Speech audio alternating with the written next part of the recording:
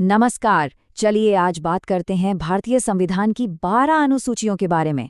अब ये सिर्फ कोई लिस्ट नहीं है, बल्कि ये हमारे संविधान को एकदम व्यवस्थित और असरदार बनाने का एक बहुत ही स्मार्ट तरीका है।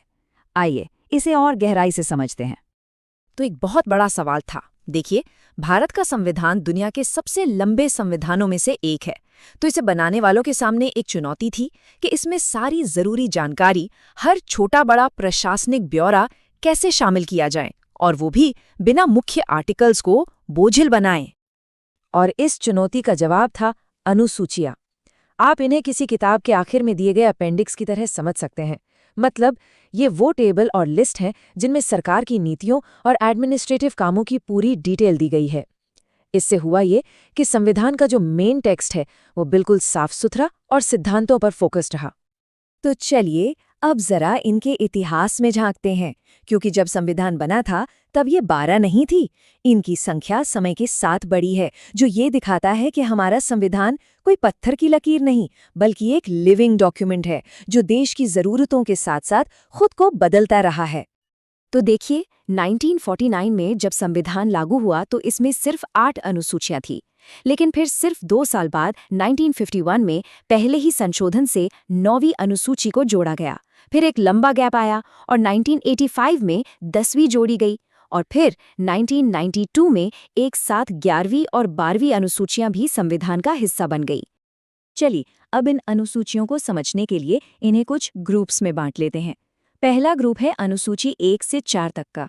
ये वो अनुसूचियां हैं जो हमारे देश यानी भारत संघ की पूरी बनावट और उसके इलाकों को परिभाषित करती हैं। पहली अनुसूची तो बहुत ही सीधी सादी है। इसमें बस भारत के सभी राज्यों और केंद्र शासित प्रदेशों के नाम हैं, और ये भी बताया गया है कि उनकी सीमाएं कहाँ तक हैं। मतलब ये भारत की एक ऑफिशियल डायरेक्टरी है।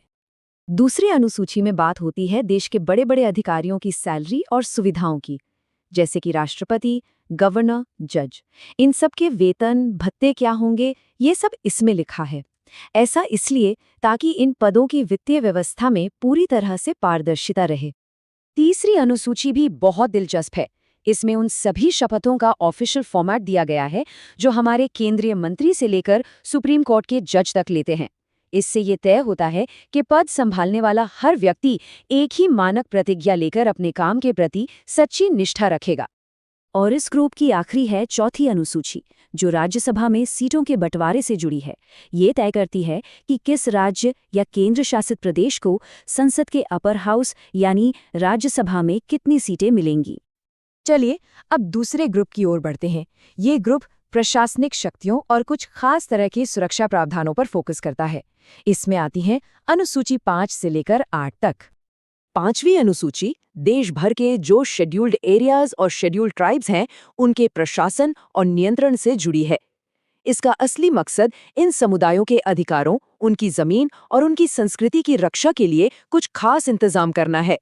छठी अनुसूची भी जनजातीय क्षेत्रों से ही जुड़ी है, लेकिन ये और भी ज्यादा स्पेसिफिक है। ये खास तौर पर पूर्वोत्तर के 4 राज्यों असम, मेघालय, त्रिपुरा और मिजोरम पर लागू होती है, जहां ऑटोनॉमस डिस्ट्रिक्ट काउंसिल्स के जरिए प्रशासन चलाया जाता है।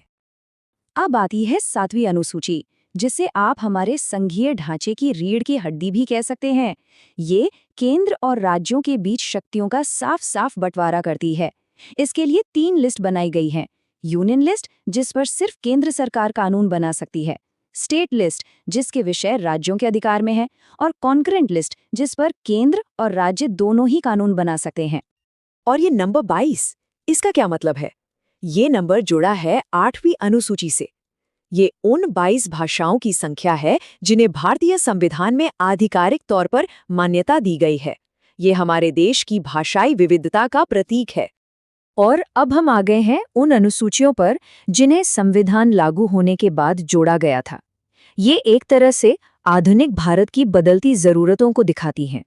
9वीं अनुसूची, जैसा कि हमने देखा, पहले ही संशोधन से जोड़ी गई थी। इसे खास तौर पर भूमि सुधार कानूनों को लागू करने के लिए बनाया गया था। इसका मुख्य मकसद भारत से जमींदारी प्रथा को जड़ से खत्म करना था। 10वीं अनुसूची को हम सब एंटी डिफेक्शन लॉ या दल बदल विरोधी कानून के नाम से जानते हैं।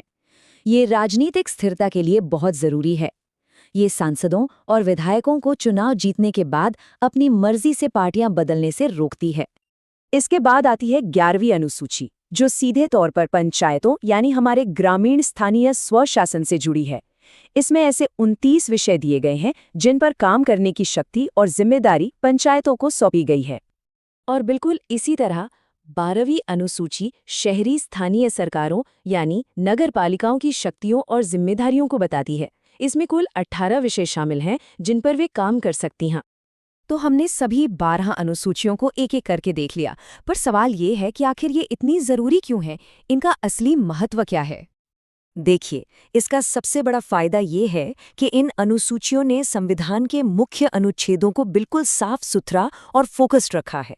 सारी अतिरिक्त जानकारी को इन लिस्ट में डालकर संविधान बनाने वालों ने यह सुनिश्चित किया कि शासन के जो मूल सिद्धांत हैं वो सभी के लिए एकदम स्पष्ट रहें और उन्हें समझना आसान हो। और आखिर में एक सवाल छोड़ जाते हैं। जिस तरह भारत लगातार बदल रहा है, नई नई टेक्नोलॉजी आ रही है, समाज बदल रहा है, क्या आपको लगता है कि भविष्य में कोई ऐसा नया विषय या कोई नई चुनौती आ सकती है जिसके लिए हमें एक 13वीं अनुसूची की जरूरत पड़े? सोचिएगा जरूर।